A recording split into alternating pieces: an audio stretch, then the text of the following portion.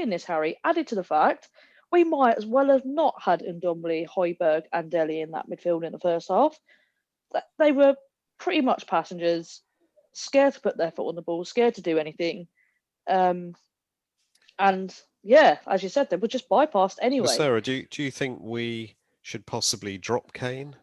Maybe just give him a bit of a break and play Sonny through the middle? You know what? He's got to do something brave, hasn't he? He's got, and if Harry's turning up to training and he's working hard, he's doing everything else hard, and the only thing that's missing is his form, it's hard to argue to drop him because of the play he is. However, if there is issues on the training ground and it's rubbing off on players' attitudes in the rest of the squad, then do it. Absolutely do it. But I think your time to leave him out is in a midweek fixture, European fixture, and get him sitting there looking at the team thinking, oh shit, I want to be out there. But he should have enough passion and desire to want to break all those Premier League records that he's in touching distance for. So either he's shattered and he needs an extended rest, so just bloody give it to him, or figure out a way to get him firing. That's what Nuno's paid for. I think, it just feels like he's got nobody on side. I think, as you said, though, there's a psychological side to it, isn't there? If you were looking to move on, you didn't get your big move. In your mind, you thought you were leaving, and then you don't leave. That's obviously got to affect you, because absolutely, you're thinking, why am I still here? I'm going to really try my best, but something's just holding him back. But he really isn't trying his best. He looks like a player that's down on his luck. But also, if you look at his body language and his facial expressions, it just doesn't seem right. He looks like he's blank. He looks blank. Zombie. His eyes look like that there as well, and it's just like he's going through the motions. He's being inverted commas, air quotes, professional. But he really isn't doing much else other than just going through the motions. He hasn't scored a single goal in the Premier League this season. It's disgraceful for a player of his. I think he's had like 4 shots as well. Yeah, but the team have probably only had 7, Andy, and we've scored 3 goals. So I think there is bigger problems in the squad in terms of he's not even really getting chances. And when he is getting them, he's missing them, which is really unlike him. Normally, in a game, when you're watching Harry get chances, I count to 3 in my head. If he misses the first 2, the next one's going in. He never misses the third one. So last season, Sarah, if he got clipped in that box against Arsenal, against anyone, but against Arsenal in that box, and he goes down, is he in the ref's face screaming and shouting about that should have been a pen? Because yesterday he just let it go. Yeah, you're right there. I missed that because I was too busy screaming and shouting at the TV. That's a penalty, for God's sake! How's that not a penalty? Even with the new soft standards, that's a penalty because he's nicked in front and turned it round the corner and then been taken out. I think Andy's right. The snake needs a break. Oh, I loathe to call him that just because, as a fan, how happy are you not right now? Not very. He's a professional. Why are you loath he wants to win that? Because he's a professional and he wants to win things and he wanted to move on and he didn't get it. He went about it the wrong way. But if I wanted to go and leave my job now, no one's going to stop me doing that.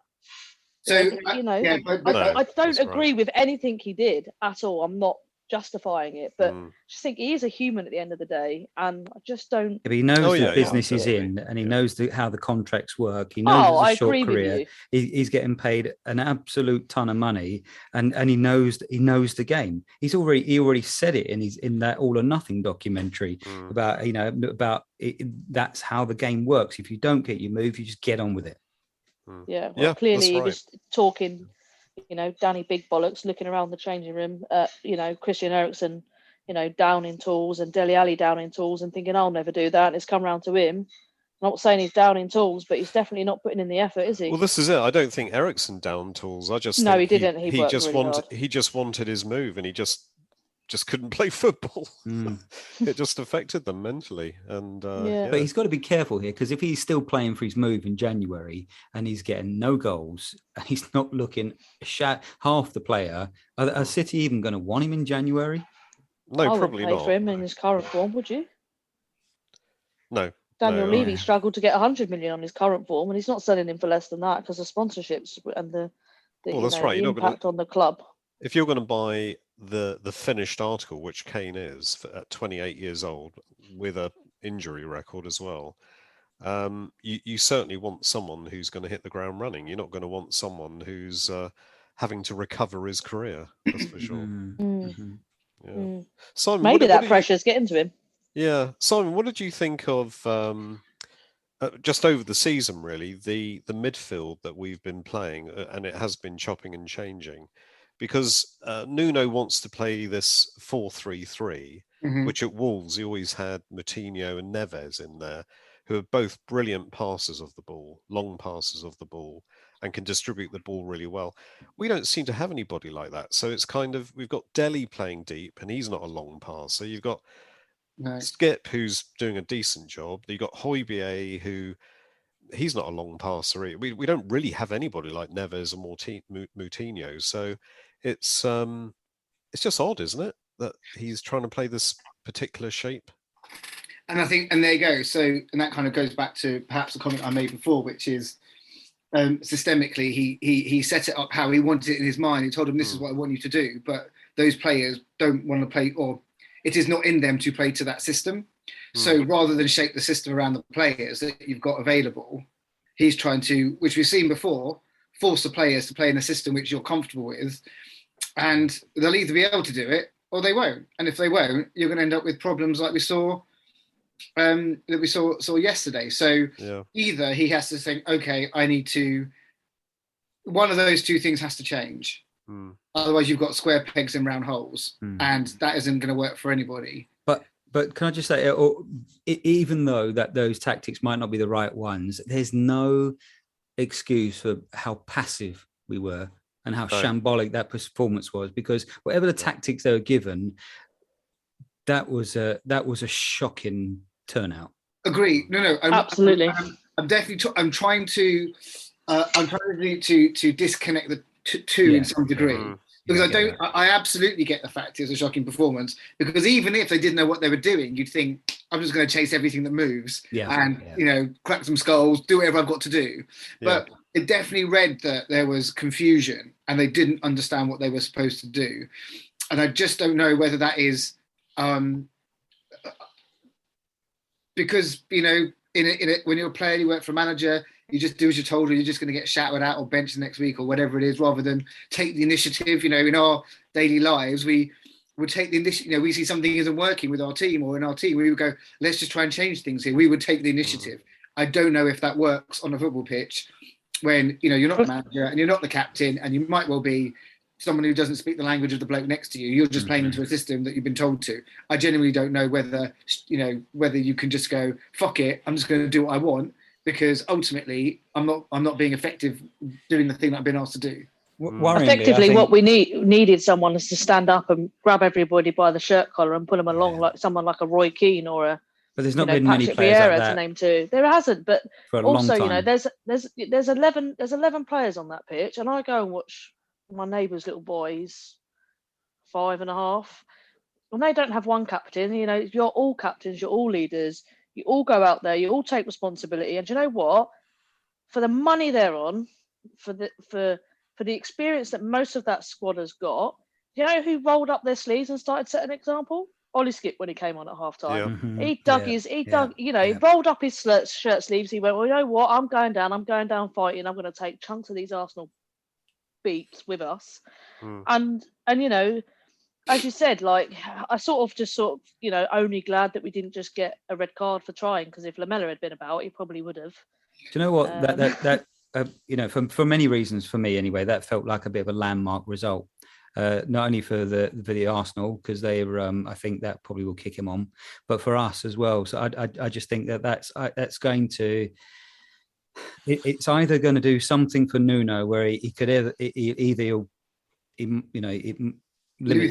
lose his job, or he'll have to lose his shit, and just say, right, fuck it, I'm gonna have to just say this player. I don't care who you are to this club. If I'm going to save my job, the push comes. But that's what Poch did. Poch did that, and it worked, because in the end you just force the situation. Yeah, and the ones that don't want to take part and follow what you want them to do, have to sit back and watch everybody else do it. And maybe he's looking at it and going, this is interesting. I brought Gil on and I brought Skip on. Yeah. And actually they looked like they gave a shit and they were trying and they wanted to make their mark. And you little fuckers did nothing. So actually, oh my God, it's right in front of me. You know, I have got to take a chance. People will get behind that. You know, the only one of the only other people who seemed to give a shit, you already said he didn't have a great game, but Son actually was like, literally was like, okay, we've broken it, we've got a goal. Now let's try and get something else out of this. Yeah. Okay, we've been hard done by a pen, but now I've got a goal. And then obviously we had Lucas's, was it that way around? Yeah, Lucas's shot, which was only just sort of tipped over, really. It was on target, tipped over by the keeper. So in my head, it's kind of like, actually, if we hadn't squandered the first half so badly with a bad attitude, that it could have been a very different game. We did win the second half 1-0, didn't we? Yeah. Well, arguably, yeah. Yes, we did. So okay, I'm not prepared to look at that half a glass with that much rose in my lenses. But I think it's kind of like, if you looked at it and said, right, okay, so wasn't great, blah blah, but actually there were 2 or 3 players on the pitch who did give a shit, and there were 2 or 3 who didn't. So now I know what I think I've got to do next weekend. And actually, you know, had we put a bit more into it, it could have been a different game. We weren't. We weren't that far away from it. The damage was done by the time we woke up. It was. But sorry, Andy, go on. Yeah, I was just going to say, strangely enough, we are a team of one half. So against Chelsea in the first half, we were very good. In the second half against Arsenal, we still weren't great, but we were so a lot better than we were in the first half. It seems that we are a team that can only play one half. We can only play 45 minutes in a game. And we were seeing that under Mourinho as well, and probably seeing that under Pochettino. It's this whole kind of concentration thing over a game doesn't seem to be achievable. And I don't know what's going on. I don't know. I think we were like a Jekyll and Hyde club, like, you know, Jekyll and Hyde in the first half and second half, but also. Do you think they drink some potion? Yeah, I think so.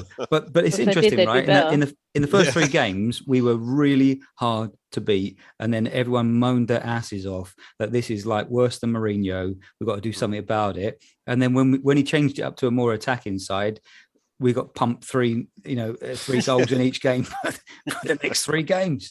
Yeah, exactly. Yeah. I know. There you go. What do you do about that? I mean, it's, is it the personnel? Is it the coaches? Is it luck? Is it, I don't know, what's going on? It's a bit of everything, isn't it? You know, it's just, it really is hard to, to analyze and pick the bones out of this, because there's been an absolute, what's the word I'm looking for? I don't know. It's like a twat.